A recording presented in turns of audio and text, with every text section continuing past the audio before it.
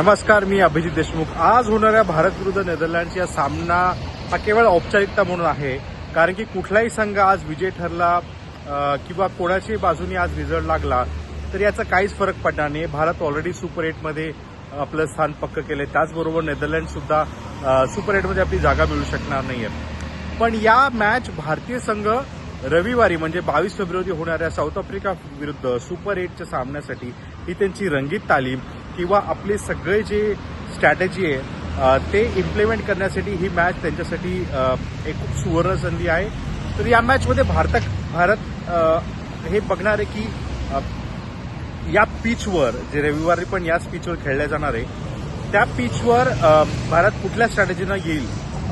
3 spinner जे पाकिस्तान विरुद्ध भारताने ती स्ट्रॅटेजी यूज केली होती ती सक्सेसफुल झाली होती। मग वरुण चक्रवर्ती असू द्या, कुलदीप यादव आणि अक्षर पटेल यांनी उत्तम त्या दिवशी गोलंदाजी केली होती। त्याचबरोबर तिलक वर्माने सुद्धा विकेट पटकवलं होतं। त्यामुळे हे बघणं इंटरेस्टिंग राहील की भारत आज कुठल्या कॉम्बिनेशन येतो। मोहम्मद सिराज आणि अर्शदीप सिंग सुद्धा या सामन्यामध्ये दोघांपैकी एकाचे पुनर्गमन होण्याचे चान्सेस आहे।